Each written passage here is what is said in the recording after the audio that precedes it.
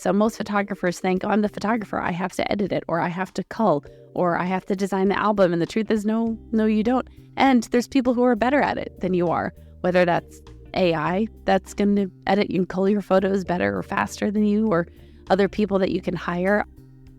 Welcome to the SheClicks Women in Photography podcast. I'm Angela Nicholson, and I'm the founder of SheClicks, which is a community for female photographers. In these podcasts, I talk to women in the photographic industry to hear about their experiences, what drives them, and how they got to where they are now. This episode features Vanessa Joy, a US-based multi-award-winning photographer who likes to ensure her clients have fun and blends classic imagery with photojournalism. She's also a popular speaker at events, a widely respected business coach, and a Canon USA Explorer of Light. Hi Vanessa, thank you for joining me on the SheClicks Women in Photography podcast today. How are you? I'm doing well, a little bit sick, so you will hear that, but thank you for having me. I'm really sorry that you're not feeling so good. Extra thanks for joining me today. Starting at the beginning of your photographic career, I know that you started out as a teacher teaching Spanish. How did you transition from a teacher to photography? You know, the only reason I became a Spanish teacher was because I thought I had to have a real job. Like, photography wasn't a real job. And not to date myself, but when I first started photography and when I was going to college, there was no Instagram. Facebook had just started. Most small businesses did not have websites and were still advertising in the yellow pages. So my inspirations for wanting to do photography were my high school photography teacher, who did weddings on the weekends, and my mom, who was really a stay-at-home mom. So when I realized I wanted to do photography, it's like, okay, that's nice.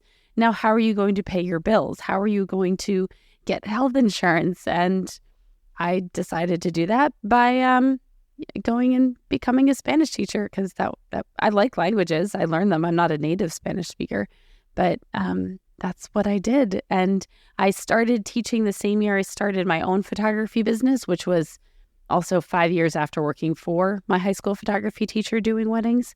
And I just got so busy, I had to stop teaching because I kept asking for Fridays off to go photograph weddings, and they didn't like it that much. So Spanish teaching really was always a kind of fallback position, and you were pretty determined to be a photographer one way or another. Right. That was just, my health insurance job, my real job, so that I could, pay rent and buy a house and do all the things. And who knew that you could be a real photographer and that's a real job? Although I still have to pay for my health insurance, which is not particularly pleasant. Yes, I can imagine.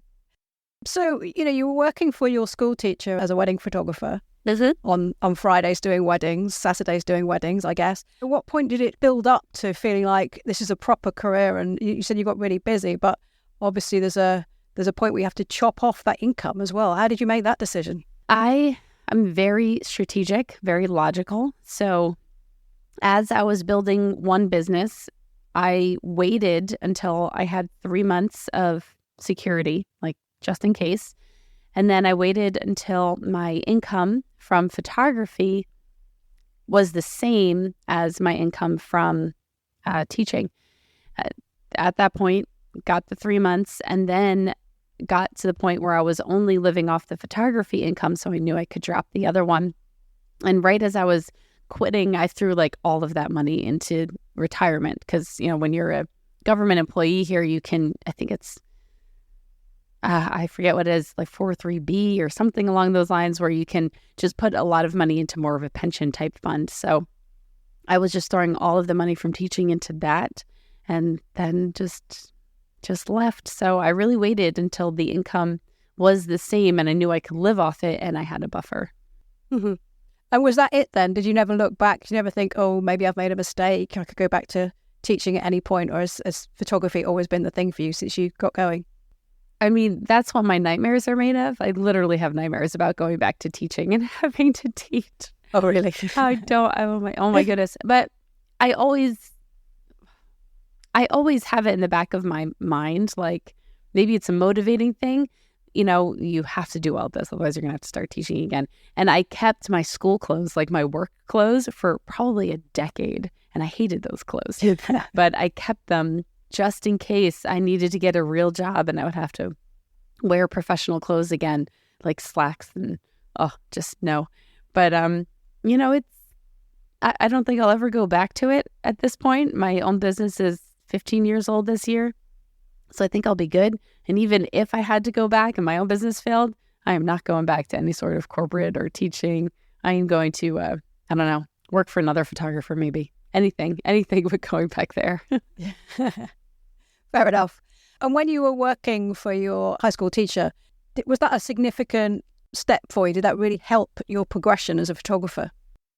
Oh, absolutely. I mean, John Hain was his name. He was my mentor for so many years. He taught me photography in high school, but then, taught me afterwards. And it was so much more than just photographing for him every once in a while. I second shot weddings, I assisted, but then I was also in the studio. So I would be in the back editing photos or doing something in the back while he was there, meeting with clients. So I got to hear what client consults sounded like and literally be in the back room eavesdropping on them. And then eventually sitting in on them and looking at his marketing tactics. Eventually I would help him build a website and do bridal shows. And so much of what I learned, I have to attribute to him. It's the best thing I could have ever done. And so many photographers don't do that these days. They just buy a camera and try to start picking up gigs. And, that's fine. That's another path. But I think it's such a disservice to them because they don't get to learn from somebody else who's already made all the mistakes. They don't get to experiment and make mistakes on someone else's reputation. They have to do it on theirs. So if one piece of advice I always give people, if you can work for as many different other photographers as you can for the first year before you ever book your own client, it's just going to teach you so much that you don't want to learn on your own reputation or your own dime.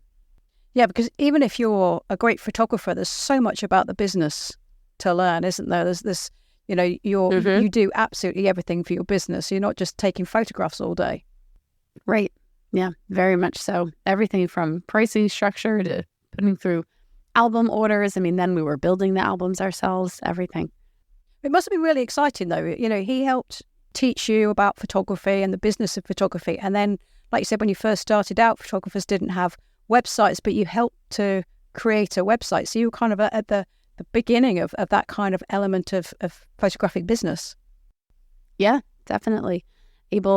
And I helped them build a website. The truth is I had to fight with them to get one. It was probably a good 3 to 6 months of like, no, you need a website. You need one. You have to have one. And yeah, I got to mess around with all sorts of ideas that I had. I built him a blog. I, helped do different advertising, bridal shows and things like that. And then eventually we did weddings for him, so he didn't even have to be there, which was great. And how did that very first wedding that you shot by yourself go? How did you feel? Oh, horrible. Oh, I remember it to this day. So the very first wedding for him that we shot, my friend Marissa and I, Marissa, who actually stayed with him and now owns the business, we walked into this house where the bride was getting ready. And it was covered in miniature porcelain dolls. I mean, covered. There was not a stair on the step that didn't have them on there, not a place anywhere. We walked in, we're like, what are we supposed to photograph the rings on the dolls? What in the world? And it was pretty horrible. He ripped us a new one, to say the least. I mean, we tried to photograph outside, but there was a pool. I will never forget being yelled at for this photo. And we have the bride outside, and she's holding her flowers, and classic photo of the bride looking down at her flowers. And right in the background, behind the flowers, was the life preserver, the round circle life preserver for the pool. And it just looked like she was staring at a donut on top of her bouquet, lovingly staring at a donut. And he just oh my God, I remember crying in the background, and he's just berating the photos that we took. Rightfully so, because they were just terrific. Yeah, that was my first wedding on my own. Creepy amount of porcelain dolls and photographing without being aware of the backgrounds. She liked her photos. Oh, that's what counts. But given that was your introduction to solo wedding shooting, what kept you at it? What is it about wedding photography that pulls you in? In the beginning, I think that's all I knew as far as like a way to make money with wedding photos. And then it's a wedding. I mean, what's there not to be pulled in by? It's all the happy people, as beautiful as they're going to be, all dressed up and one of the happiest moments of their lives. And then there's also the excitement of the fact that everyone's really stressed out and rushed. I mean, it's stressful, but it's a motivating factor. It's something that pushes you and makes your job not one that you're looking at the clock the entire time. So it's exciting, and they are lucrative. You absolutely make money photographing weddings. Have you ever had any really awful equipment fails or unexpected lighting conditions that made it even more challenging than, say, having a big red donut next to the bride? Oh, yeah. I remember when I was first learning off-camera flash, it was the one thing when we photographed for John, we had to shoot the bridal photos in the church off-camera flash. And we were not that great at it, but we had this, one piece of equipment. I feel like they were alien bees maybe. And we went over here's how you use them. And we could do it and it was fine. And we knew how to do it. And we get the test shot and everybody's ready. And we throw 30 people up there. And then we take the picture and the flash doesn't fire. And the flash not firing, that's the one thing that you can do where everybody knows that you're screwing up. Everything else, no one really knows you're screwing up until they see the photos. But that, they're like, oh, flash shouldn't fire. So, we just had to put a flash on top of the camera and bounce flash those photos because we could not get it to work in front of all those people. So you just basically styled it out, found a different way. Yeah. I mean, I think connecting flash to triggers now is a lot easier than it used to be. Oh, so much. But I remember at one occasion just almost being in tears because you're reading the instructions and you're following every step and it won't work, and then it works. And it's just, why is that? Oh, it's such a mess. Thankfully, I think things have improved quite a lot. They have. They really have. Everyone talks about, the stress of weddings. I read somewhere that you said you still feel nervous. You still have butterflies in your stomach when you're going to a wedding. Is that excitement rather than trepidation, I take it? Yes, definitely more excitement now versus, earlier. It's a little bit of I'm really scared I'm going to screw this up. But I think my mindset shifted when I was looking at it from the client's perspective. So from my perspective, I've seen the best wedding photos in the entire world taken by other people. I've seen my good photos. I've seen my bad photos. But for them, they've only seen, for the most part, their wedding photos, which they're going to have an emotional attachment to anyway. So they're always going to love them for that. So it's actually a lot easier, I think, to please them versus if I was photographing just a regular family photo session. Those don't hold as much weight as a wedding day would. Do you check out a wedding venue ahead of the event, or have you photographed so many weddings that you don't need to? Right. And, the way that you kind of ask that question, that's really what I say to them is, I could check out your venue, but the truth is we're going to spend most of the time, at your parents' house where you're getting ready, and I'm never going to see that. Or we're going to spend it outside at a park, and I've seen any park 100 times just outside. Or, we'll see, sure, your venue, but we're going to be in the ballroom for 5 hours. So there's nothing that I really need to go see that Google Images isn't going to show me, or I have, I've been there already, or, the sign of a good photographer is being able to walk into any given room and assess the lighting situation in seconds. But I do offer site fees or site visits for a fee because that is extra time. Fair enough. How does that work? No one ever takes me up on it, actually. At least they trust you, I guess. That's good. Yeah, because the second I say, sure, I can do it, a site visit for a fee, they're like, oh yeah, it's not worth that. I trust you. You mentioned all the aspects involved with being a wedding photographer these days. We spoke about websites and social media. How important is social media as a marketing tool these days for a wedding photographer? I think it's huge. It's not as big as it was 5 years ago, but it's still a very big part of where I find clients. It's almost like a medium for word of mouth, where before it was, word of mouth marketing, your client is going to tell, their friend about you, and that's still true, but the way in which your client talks about you is now because they post about you on social media. So it's still similar and I think falls in the word of mouth category, but it's more in a social media space. So, just the other day, I booked a client and they found me through Instagram because one of the brides that I had photographed was her friend and she's seen her pictures for the past year. So that's a huge, huge part of it. It's where people also go to kind of validate the people that they're looking at. You can have a beautiful website, but be stealing people's money every time they book a wedding, and you kind of research them by looking on social media for those things. So you mean it's more important that people have somewhere to find you and tag you because, they've had a great day and they want to tag you and then their friends see the pictures rather than you continually posting saying, hey, this is what the wedding I shot yesterday and this is what I'm doing now? It's both. Yeah, it's a little bit of both because when I post a wedding, I'm going to tag that bride who's going to share that photo, or I'll collaborate with that venue who's going to share that photo, and then brides and grooms that are looking at that venue see those photos and then find me. So it's casting a pretty wide net. You need to do both. Hopefully other people can post, but you can't control that part. You can control the fact that you're posting and then tagging them, inviting them to share. Yeah. Yeah, I guess it's more an advanced form of networking, isn't it? Yeah, it really is. How do you balance, though, the need to do all that networking and posting with the desire to, you need to edit your pictures, to create albums, to actually do the shooting? Or do you have a team doing that sort of thing for you these days? I have a team, and I think that's something a lot of photographers need to do because most people want to do it.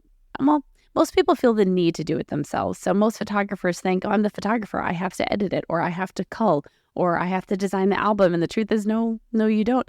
And there's people who are better at it than you are, whether that's AI that's going to edit and cull your photos better or faster than you, or other people that you can hire. I personally have a company that does all of my culling and editing for me. I have a girl that does all of my album designs, including picking the photos that go into the album. I have a girl that helps sell those albums. So I manage everything by prioritizing what I do for my clients. That's first. And then second is what I do with all the posting. I've been sick for like the past week. So if you look at my Instagram now, it's pretty light because I do that myself. But that's okay. As long as it's present, I think it is good. And as long as my clients are happy, they're the priority. Have you retained that part of your work, the posting on social media, because you particularly enjoy it, or you like there's some aspect about it that you really like? I do enjoy it. I enjoy posting because then the things that I want to get posted happen faster, but I also think it keeps me a little bit more relevant. I've given the social media managers that task and have handed it off a few times in my career, but whenever I do that, there's a little bit of a disconnect, and I don't see what my prospective clients are engaged in. I don't see what things they're doing and what trends that they like I'm not up to date on. So I do like having that as part of something that I do because I think it's important to stay relevant. And especially when you're a wedding photographer, you're dealing with a certain demographic, a certain age group, and it's not my age group anymore. So I don't want to be the old lady wedding photographer that just doesn't get it. I want to be one that's on top of it. Yeah. And I guess as the photographer, you know what happened just before and just after you took that shot. So, that can inform your caption or whatever, you say about the image that makes it more relevant to the couple and their friends. Yeah, absolutely. Yeah, it helps just having that perspective and having the social media part be social, be, actually me and there and engaging. Please excuse this interruption. This podcast is supported by Canon, a leading technology company founded in Japan in 1937. Canon is dedicated to helping people reimagine and push the boundaries of what is possible through imaging. Canon believes in living and working together for the common good to develop a better society and a more inclusive and equitable world. Let's get back to the episode. Now, you do a lot of teaching of photography and photographic business. What triggered you to move in that direction, to start developing training courses? Well, I was a teacher. So I went to, I think it was WPPI one year back in probably 2010. And I had gone to see a photographer that I thought was just amazing. I thought he was an incredible photographer. I was really excited to hear about his work, to hear about how he did what he did. And we went there and he didn't know how to teach. And I'm kind of happy I don't remember who this was because I feel like he would have jaded me for a while. But he just didn't understand how to teach a concept. And I remember thinking, well, I know how to teach. I have a degree in teaching. I can teach a concept to anybody. So I started teaching photo video fusion, actually, along with my husband. We started teaching in small photo groups in the area, and then just one thing led to another, and it became a full-fledged thing. And I like it because I do enjoy teaching. I just don't like teaching Spanish to third or fifth grade kids. Very different audience. Yeah. They don't want to be there. Versus the photographers do want to be there when I'm teaching. Usually. Sometimes they fall asleep. But there's something to be said teaching people who have paid to attend a course, because they're going to be there and soak up as much information as they can. They're going to sit at the front. They're going to make notes. Yes, absolutely. It does. They want to be there, and there's weight to them being there. They're there because they need to learn something pivotal in their business because their business is failing, or they need to learn a photographic technique because they keep screwing it up. There's more weight to them actually absorbing the information too. It must be really nice when those people have those light bulb moments when they've realized where they're going wrong, or it might be somewhere in their business or somewhere in their technique. Yeah, very much so. It's rewarding in a way that just taking photos isn't, because taking photos, they'll love them, they'll hang them up, they'll pass down for a few generations, but it's not quite the same as teaching someone how to do that for other people. It's so much more exponential when you're showing someone how to do that, how to put food on their table, even how to, claim a life that they've always wanted. Obviously, teaching is something which takes you away from photography. You're talking about photography, but you're not shooting weddings. You're not actually earning money as a photographer, and there's kind of a momentum to that. How do you find the balance between teaching and shooting? It's funny. I was just talking with another friend of mine, Christy Shirk is her name, and she does a bunch of education on Photoshop. And we were just talking about this, how we have two businesses, and there's always this pendulum that's kind of swinging between both of them. And when we work really hard on one, the other one starts to suffer. So we have to swing back the other way, work really hard on the other one. But then you see the same thing happen on the other side. It's almost like a work-life balance question. It's never actually in balance. You're just trying to keep both plates spinning. For me, I never wanted to be that educator that didn't do. So I didn't want to, stop taking weddings or stop, doing portrait sessions, because I think, again, with the same thing I was talking about with social media, if you're not in it, you're not relevant. You become very relevant quickly. So I have always tried to make sure that I was working in the field so that I can accurately understand it and teach it. And some people are like, well, you don't really need to do that because, photography lighting is always going to be photography lighting. And that's true. But right now with lighting, direct flash is a trend that's happening in the wedding world. So I need to realize that and then start making YouTube videos about that. So it's a bit of a balance. I think as I get older, my innate desire is to shoot a little bit less for consumers, because it's a lot more difficult to shoot for consumers and work for consumers than it is to do education or even to work for corporate companies. I shoot for Hilton. I go around the world to different resorts that they have, and I photograph their resort properties. And working with corporate people who just understand expectations and project management and production, it's so much easier than just photographing consumer weddings or portraits.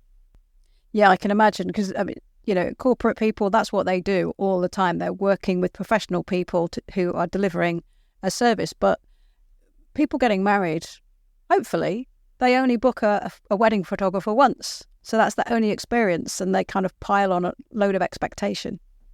They do, because they see, their Pinterest boards, they see all the advertising, all the social media with all these amazing photos, and then they think they can get all of them in one day. And I'm like, no. I actually have a client right now that recently emailed me her photo list, and it's just wild. Like, not only is it unmanageable completely on any normal given day, but she also has a condition where she can't stand up for long periods of time and she needs to take breaks. So I'm like, you're giving me probably half the amount of time I need to work and quadruple the amount that's reasonable for the time that would have normally been given. So I get to write that expectation email soon. I know you like to shoot with this photojournalistic style, but do you find that people, yes, we want that. We don't want any posed photos. But then as it gets closer to the event, they're sort of saying, oh, but we will need a picture of me and blah, blah, and all of these people. And oh, yes. Yeah. You find that happens a lot? All the time. But I recognize that. So I talk about that before they book with me and tell them, you're going to want the staples most likely. And they're like, oh, yeah, we need to have those things. And the rest of it, you want photos that look like they're posed, but nobody really stands there like that. So I'm going to show you I'm going to guide you, I call it. I don't call it posing. I'm going to guide you into situations that I photograph versus, tilt, turn, smile, so that you get these photos that look like they're candid, but they're really not. So it's quite a full-time, full-on process of it is working with people who aren't models, getting them to get the shots that they really want, that they've had in their heads for months, probably. Yes, absolutely. So we've come to the section called 6 from SheClicks, and I've got 10 questions from SheClickers, and I would really like you to answer 6 of them, please. So I'm going to ask you to select numbers from 1 to 10, and then I'll ask you the relevant questions. Sure. All right. Well, let's just start with 10. Number 10. Right. How did you learn about image selection and album creation to tell the story of a wedding? That question's from Rebecca. Oh, I don't know that I learned that from anyone as much as I just know what happened in the day, right? You're there, you observe the day, you're capturing the day, and you know what's important to your clients. So it's always a mix of pulling from what's important to the clients to what tells a story, meaning, do I have wide shots of the entire space? Do I have medium shots and close-up details of the little things? So it's a mix of all of that and just photos that I like. And then when you throw them all together on the album spreads, making sure that it doesn't look too cluttered. That's a big thing for me. I don't like my albums to look cluttered. I want them to look like they have breathing room and space, and to make sure that it flows and it tells a story, usually in chronological order. Okay, thank you. Can I have your next number then, please? 1. Oh, this is a good one because several people have asked it. You did touch on it earlier, but perhaps you might like to expand a little on your answer. What's the number 1 piece of advice you'd give to anyone starting out in wedding photography now? Go work for as many different other photographers as you can. So we talked about this earlier. Just find people to work for, whether you're just carrying their bags, whether they pay you or not, because the education is so valuable. It's absolutely priceless. And just learning what other people do, what you like that they do, what you realize you never want to do. It's so, so valuable. Yeah. Do you have any advice for how you would find those people or approach them? Really, groups, it's just making friends. You probably don't want to email random people you don't know, or reach out to them on Instagram because they'll probably ignore you. So just find ways to meet other photographers, whether it's groups, online, in person, asking for referrals. Maybe you know one photographer, but they can introduce you to 3 more, That's great. Thank you. Can I have your next number, please? Number 4. How do you stay ahead of the trends in wedding photography? You mentioned that front-on flash is popular right now. It is. So Instagram is a great way to see what's happening with the trends and looking and just seeing what's happening. Blurry photos are a trend right now. Intentionally blurry photos that just show movement, maybe little dreamlike state, but just keeping up with it, being on different wedding publications, seeing what's popular and seeing what your clients like, because ultimately your clients have to like it for you to care. Fair enough. So could I have another number, please? 3. Number 3. What is your favourite part of a wedding? That question's from Caroline. The morning. I like photographing the details in the morning. It's like a nice calm. I don't have to talk to anyone, but I'm listening to everything that's happening all around me, all the anticipation of the day. The morning is definitely fun at Bride's Prep. So it's the preparations. Do you shoot the groom's preparations as well? My second photographer shoots the groom's prep, so I'm not usually there. You're not running around from place to place? Mm-mm. Sensible. Okay, so your fifth question number, please. Number 7. Number 7. Oh, have you ever had the parents of the bride or groom demanding you take the photos their way? And if so, how do you deal with them? That question's from Anne. Oh, yes, I definitely do. Thankfully, most of my couples will give me a warning of a character like that will be present at their wedding. I'm pretty good at just placating. So I usually just prioritize, what the bride and groom want and phrase it, oh, I would love to do that. I am going to get through the bride and groom's request list first. But if there's time when we're done with all the photos that they would like, then I will happily do that. I like that. Yeah. Yeah. So just kind of put them in their place. Like, first comes the couple, then we can get to you. Yes. I guess it's a bit tricky if actually the parents are the ones paying. They haven't been at all the meetings, but they are the ones who are actually paying for the photography. It can be, but at the same time, they also understand, usually when I say that, okay, we have to get through those photos that, have been pre-planned and already agreed to, and then we can get to the other stuff. Okay, well, that's good to know. Okay, so your last number, please. Number 8. Number 8. Is there a genre of photography that you do for fun? That question's from Paula. I don't think so. For fun for me is photographing like humans. I wouldn't go photograph, macro bugs or landscapes or anything like that. No. I really just enjoy photographing people. So it's kind of what I do anyway. That's lucky. It is. Well, you've engineered it that way, haven't you? That was the whole point. That is the point. Sounds like you're pretty busy a lot of the time. I am. Yeah. My new goal is to learn how to rest. I haven't figured that one out yet. Good luck with that. Well, Vanessa, thank you so much for joining me on this podcast and answering all those questions. I've really enjoyed speaking with you. Yes, thank you so much. What a fun way to kind of go through people's questions too. Thank you. I'm glad you enjoyed it. Thanks for listening to this episode of the SheClicks Women in Photography podcast. I hope you enjoyed it. You'll find links to Vanessa's website and social media channels in the show notes. I'll be back with another episode soon, so please subscribe to the show on your favourite podcast platform and tell all your friends and followers about it. You'll also find SheClicks on Facebook, Twitter, Instagram and YouTube if you search for SheClicksNet. So until next time, enjoy your photography.